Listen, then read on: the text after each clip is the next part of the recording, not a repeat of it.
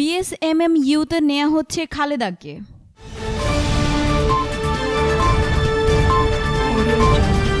কারাবন্দী BNP chairperson Khaleda জিয়াকে চিকিৎসার জন্য বঙ্গবন্ধু শেখ মুজিব মেডিকেল বিশ্ববিদ্যালয় হাসপাতালে নেওয়া হবে বলে জানা গেছে। কারাগার সূত্র জানায়, রোববার দুপুর 12টার পর বেগম খালেদা জিয়াকে চিকিৎসার জন্য বঙ্গবন্ধু শেখ মুজিব মেডিকেল বিশ্ববিদ্যালয় হাসপাতালে নেওয়া হবে। এজন্য প্রস্তুতি চলছে।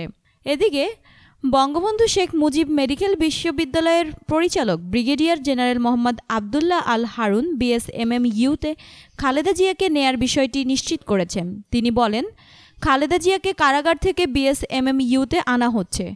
সকালে খালেদা জিয়ার জন্য বিএসএমএমইউর কেবিন ব্লকের 621 ও 622 নম্বর কেবিন পরিষ্কার পরিচ্ছন্ন করতে দেখা গেছে। কেবিন ব্লকের সামনে অবস্থান নিয়েছেন বিপুল সংখ্যক পুলিশ। জিয়া অরফানেজ ট্রাস্ট ও জিয়া চ্যারিটেবল ট্রাস্ট দুর্নীতি মামলায় 17 বছরের দণ্ড নিয়ে 2018 সালের ফেব্রুয়ারি থেকে ঢাকার পুরনো কেন্দ্রীয় কারাগারে বন্দী রয়েছেন বিএনপি চেয়ারপারসন খালেদা জিয়া। এতক্ষণ ফ্রিকি নিউজের সঙ্গে থাকার জন্য ধন্যবাদ।